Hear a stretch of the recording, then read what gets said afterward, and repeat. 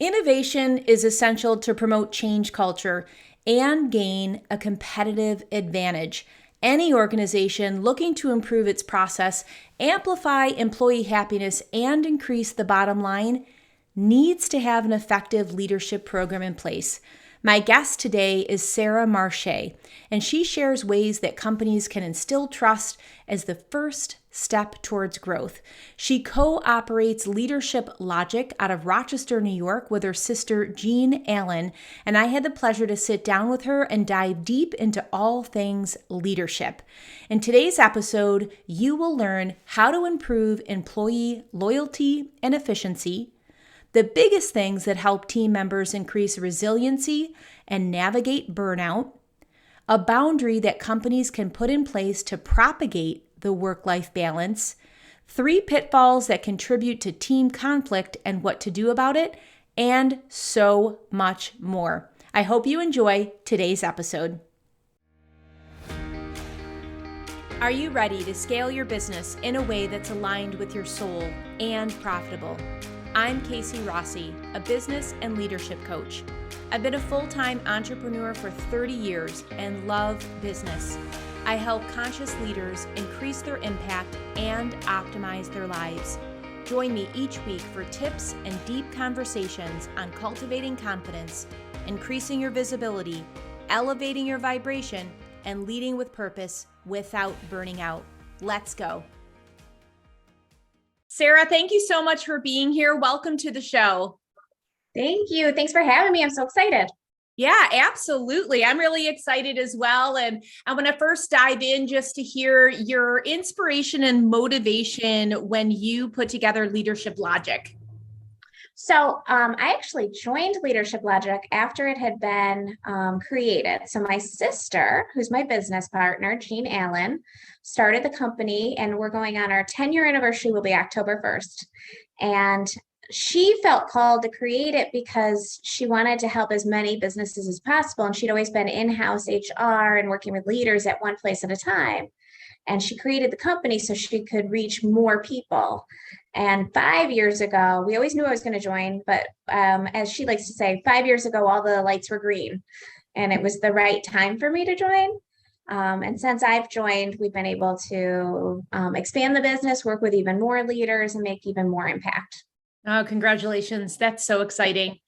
So, Sarah, I read that you believe that the people of the organizations are the biggest assets, and I would love it if you could share more about your philosophy in regards to that.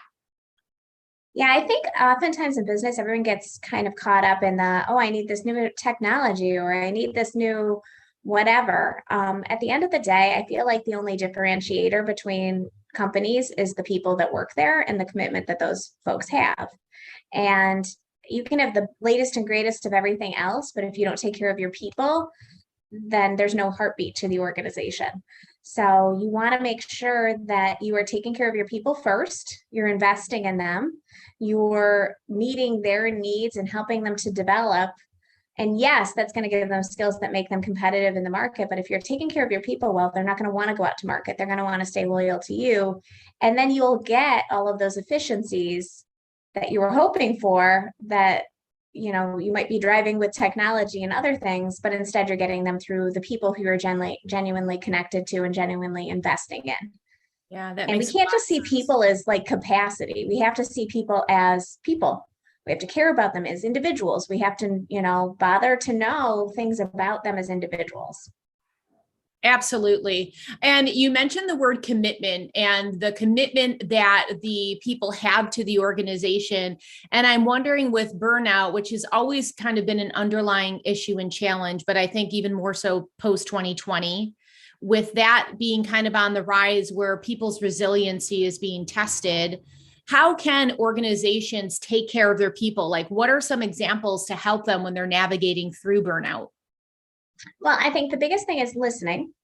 So we don't often take the time to truly listen to another human. We often are already thinking about our response or what we have to get done or the white noise that happens in our lives. So being a deep and active listener is step one in meeting the needs of your people. Knowing that you might not be the solution for them is probably number two. So Maybe that person doesn't need to work for you anymore because it's not a good fit anymore and they need to be able to go on to their next thing, and being supportive of that versus kind of caught in your own way is also very important. In terms of burnout, the big thing there, I think, is helping people to develop the boundaries that they need, especially in today's virtual world where folks kind of blend work and life, just making sure that they've got the boundaries that they need to maintain that happiness quotient. And that at the end of the day, most work that we do isn't life or death work. Yeah. And remembering that as well, because it's easy to kind of build it up in our heads and be like, okay, if I don't get this one email sent, like the world falls apart, but it doesn't really. So staying realistic as well.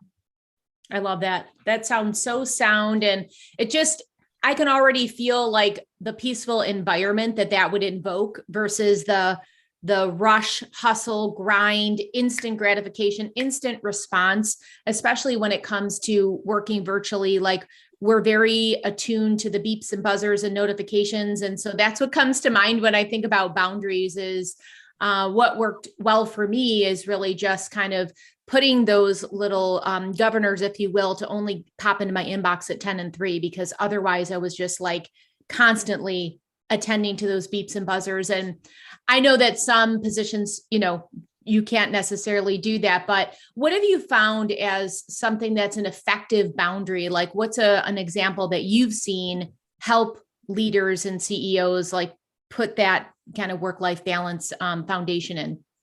One of my favorite boundaries that companies that we work with, a specific company I'm thinking about, does, which I think is amazing, is that they say vacation is vacation here. When you are off, you are off. We will not be reaching out to you. We will not be asking you questions. You are not expected to check email. You are not expected to do things or finish anything. We want you to do that before you leave. So you still have to be responsible for your job, but we expect you to actually truly take that time away and be with your family. And let me tell you, that goes a long way.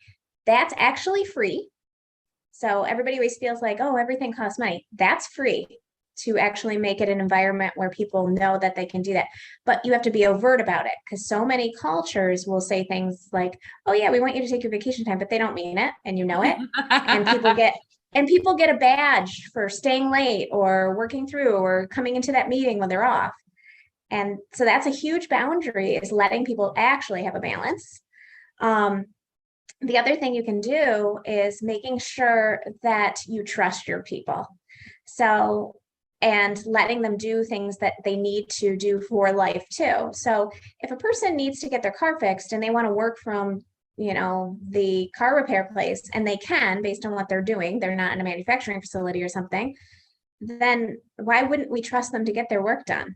Mm-hmm. Why are we going to treat adults like they need to kind of be policed all the time and, that they're in camp? They're not. They're supposed to be active participatory adults. And if we give them that benefit of the doubt, and we've built that kind of relationship and they know what success looks like, then they deliver the results of that success. And who cares if they do it from the auto repair shop? Yes. Yes. And so this sounds really like a holistic culture paradigm here that you're talking about that's really positive.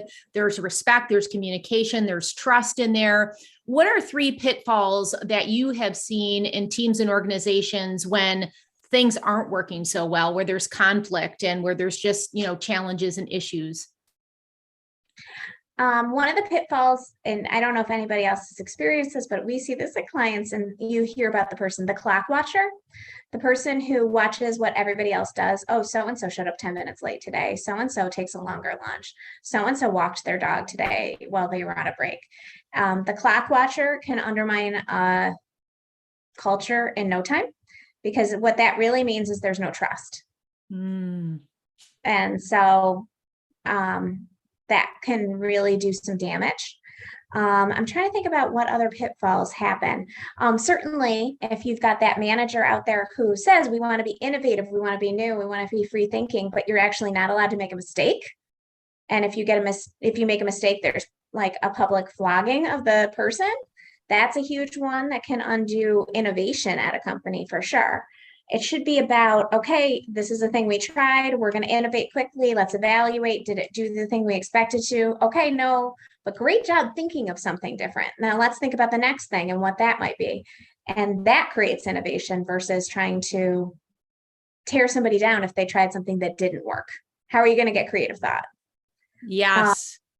So those are two big things I think that really undermine in today's day and age.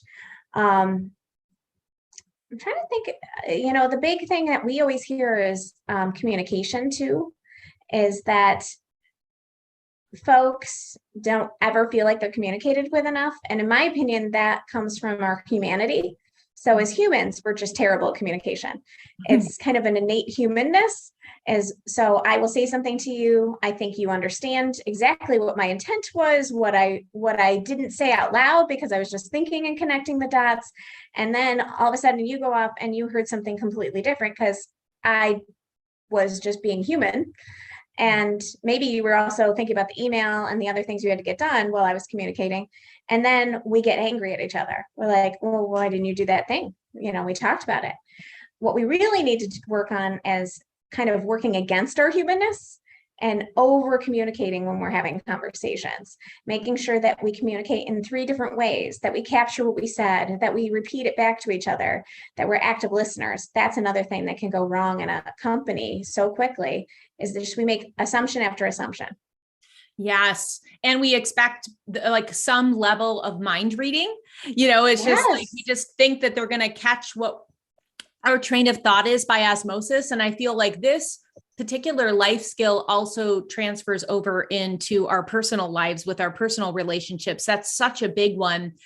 You talked about like almost having a badge. So my ears perked up when we were talking about vacation. And it's just like, you almost feel like you get this badge if you're on and you're responsive. And then I kind of felt that vibe again when you were talking about innovation and this sense that I need to have it just right so I don't fail publicly. And so I want to just unpack perfectionism in the workplace just a little bit. What do you see and how do you see it being effectively handled? So perfectionism in the workplace, I mean, if we start to celebrate innovative ideas and almost celebrating failures that were brave, it automatically will create kind of a slightly different mindset for folks who strive for that perfection piece, right? Who strive for that gold star, right? Because people do want recognition, even though we make that a bad word, even we kind of almost make it like, I don't need recognition.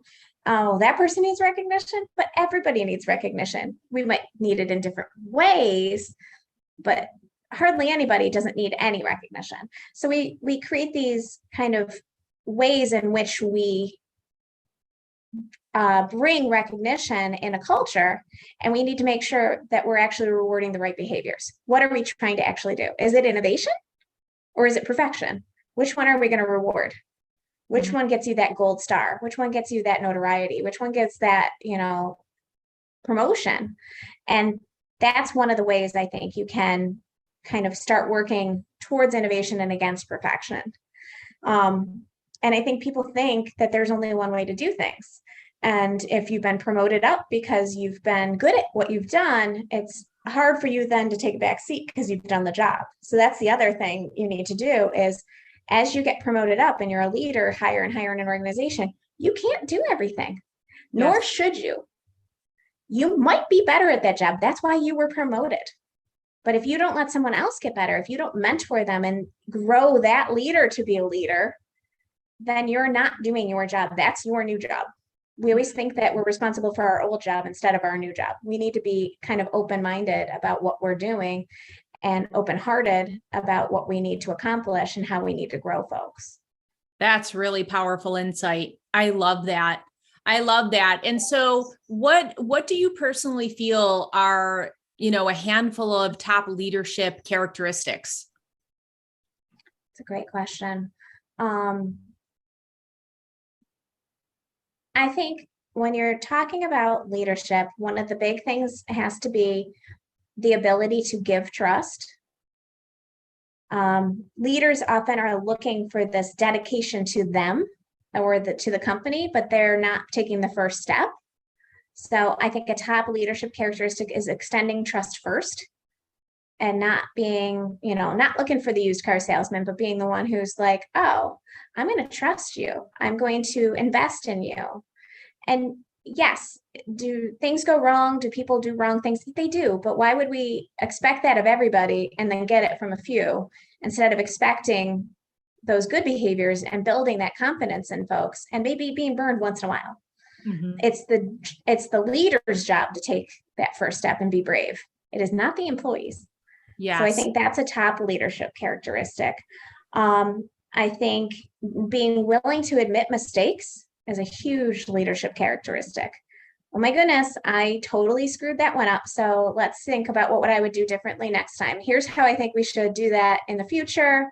Here's my part of it. Any other thoughts from anybody else? Being open-minded.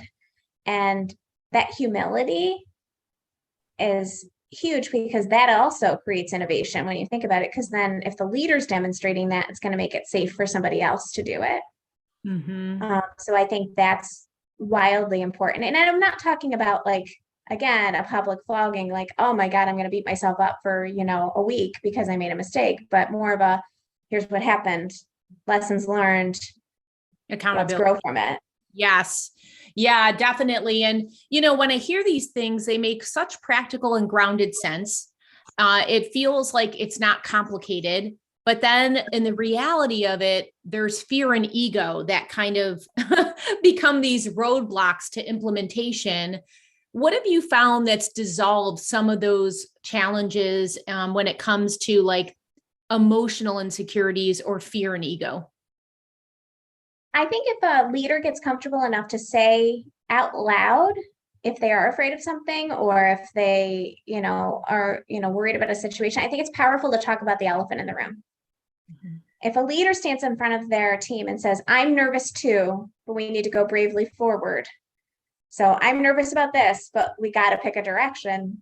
That gets a lot more people on board than, yes, of course, pounding my chest, I'm going to win, it just creates kind of this openness and again, innovation, and allows that competitive advantage and that psychological safety for everybody. And it just kind of creates that different environment.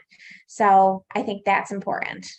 Yeah, absolutely. It's so interesting. I just came back from Florida for like an advanced leadership training. And because I tend to intellectualize quite a bit of things, like for the first part, I was like, oh, these are kind of like games when we were like unfolding exercises that build trust or, have other leadership development skills until we had this one exercise that was just this like profound personal aha moment. And I was like, oh, okay. Like this is how we get out of our minds, drop into our hearts and actually see things through the lens of, for me, that particular experience just illuminated this space of where I can attend to for personal development. And it kind of shocked me because I've been in, personal development for a couple of decades. And I was like, holy crap, like here's this big area that a quote unquote game illuminated. So I'm wondering if you see any resistance in your work when you go into corporations and you do team development and there are maybe non-conventional exercises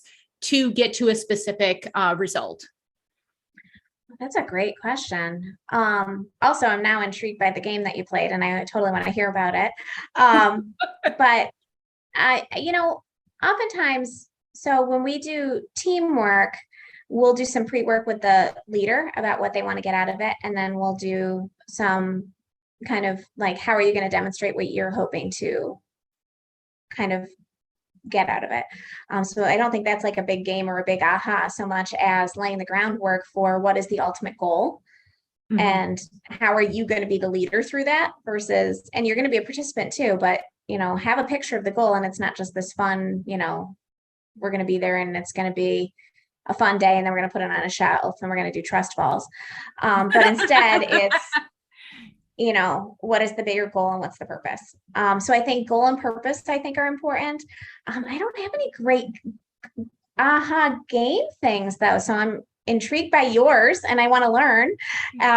So I am committed to learning growth. I think everybody should be. And I feel like that's something we don't talk about openly, speaking of ego too, is like leaders think that they need to have all the answers and that there's like some secret book on all the answers, but they just weren't given it. So then they pretend, and there's a lot of imposter syndrome out there. Yes, So, absolutely. Well, in a nutshell, this particular exercise was really to understand team toxins in a deeper way. And so it was something that was separated on the floor as far as like 4 main quadrants that toxins show up, whether it was contempt, stonewalling, bullying, or kind of like anger.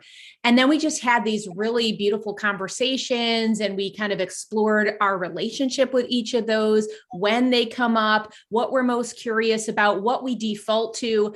And let me just tell you, I was just like, whoa, it was very revealing. It was very revealing. that's awesome. Yes. Well, that really is, so that's making me think about DISC. So we're certified in DISC, and we do a lot of DISC training, which is a behavioral assessment tool. And one of the things that we do with it sometimes is we talk about the productive conflict components of it. So if I'm a certain style, what are my go-to defaults in terms of conflict when I'm under stress and it's not positive conflict? And what are my go-tos that can be positive conflict that can bring out better results?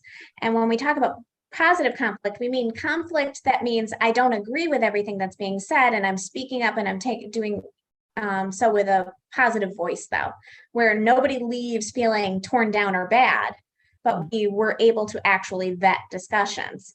So we do work on that with different styles on DISC, and we do it through that positive and negative conflict lens. So it sounds like that's kind of what you were doing, just without the different tools, just talking about it as humans, which is awesome.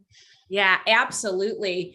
So we talked a little bit about the work-life balance, and I'm wondering if you have any non-negotiables in your life to get closer to that possibly elusive work-life balance. So I feel very positive about my work-life balance. I am blessed to work in a business with my sister. So we are very invested in each other's lives. So, and we have that elusive trust that I feel like every company is kind of chasing for, because we just have that innately. So I have small children. She has grandchildren. We have aging parents. We run a business. We have clients all over the United States. And we just kind of engage in life together. That's beautiful. So that's one of the things we've done, but that's not for every company. Obviously, it's a very unique circumstance. But if somebody has to take mom to an appointment, then the other person takes the call with the client. Or if my kid is sick from school and I have a client appointment, maybe my sister takes him, and it's nice and it kind of coincides. So I think that's important. I think it's important as a boundary for work-life balance to just remind yourself of what's the most important things in your life too. And when I worked in the corporate world before this, I didn't put my kids to bed for at least a year. Like, I mean, on occasion, I don't want to make it seem like it's every night, but during the work week, I was never home. Yeah. And that's not the case anymore. They know that I'm around and that I make the priorities and that I'm at the things that I can be. And I think that's been an important boundary as well. I am a big proponent of spending time away from work and doing those vacations and spending time. But I also run my own business. So, on our latest vacation, there were 2 days where I worked, but they were completely carved out, set aside, over communicated with my family. And then I could still do the balance between the two, because I knew that that's how it had to happen for that particular set of time too. So I guess those are a few different things that happen, but that way in which we work in our company has been a huge factor for promoting a work-life balance. Yes, it sounds really like a blessed balance. I also love that it has a nod and a reflection towards some of the qualities that you help teams with, as far as the over communication, as far as being intentional, so I think that's amazing. Who is your ideal client, Sarah? So we always say we probably worked with 20, 30 industries over the 10 years. We work with everything from, folks who are in manufacturing day to day to we've worked with lawyers and marketers and schools and nonprofits and for-profits and, investment firms and all sorts of things. And the thing that they all have in common is the leader wants to do their best and knows that it's their job to do their best. And so it's more about the people we work with within the organizations than the organizations themselves. And it's funny because I'll go and interview with a potential client and they'll say, oh, have you ever worked in this industry before? And whether that answer is yes or no doesn't ever matter to me. It's about who's that person and what are they trying to achieve as their goals. And nothing's cookie cutter. We don't approach anything as cookie cutter. It has to be what's right for that person and that client and that business. And it's not ours to dictate to them. It's theirs. And then we're their accountability partner, their partner, and, trying to come up with solutions. And, and we're also not the right fit for everybody. So we do turn down business if we're not the right fit, because there's no reason to try to fit ourselves into every, place. It has to be the right kind of chemistry too. Am I the right coach for you? Am I the right, group leader? If you're doing leadership development for a group, what's the right match for your company and your goals? Absolutely. So if we have listeners that want to learn more about you, what's the best way that they can enter your world? So we have a website. It's leadershiplogicny.com. So like New York. So leadershiplogicny.com. And or we have an email address that's info@leadershiplogicny.com. So you can reach out, and that reaches both Jean and myself. I do have a LinkedIn profile that folks can find me under, Sarah Marché, like the month of March with an E on the end is always how I say my last name. Perfect. On LinkedIn. And, we're always happy to answer questions and refer people. So if we aren't the solution, we will send you somewhere if we know somebody. But we know people are just looking for the right fit, the right solutions for their needs. Oh, that's awesome. I'll make sure to put the links in the show notes so it's super one-click easy for people to learn more about you. And if you were to leave our listeners with one final gem of bright light wisdom, what do you really want people to know today? I think it's permission to be authentically yourself. So when you're in the workplace, there's no reason to have to put on airs or pretend you have all the answers or pretend that you're not nervous about things, or to, just feel like you have to be this all-knowing, God in the workplace. If you instill and are authentic with yourself and you are vulnerable in an authentic way, folks want to march behind you and be part of your group. And it creates more of that influence and drive than that kind of persona we've created around leadership that isn't real. It isn't authentic. So being yourself is the most important thing you can bring to the workplace. Yes. And I feel like we are all craving authenticity. And as leaders, we need to be the one that show and lead by example. So I love that. Thank you so much for being here. It's been a real pleasure. Thanks, Casey. All right. Until next time, breathe joy. Thank you. Well, what did you think? I hope you enjoyed today's episode, Leadership Logic with Sarah Marché. Dash me a note with your top takeaway. Also, if you would like to rate or review the podcast, it really helps support the show. You can head on over to lovethepodcast.com/brilliance. Thank you.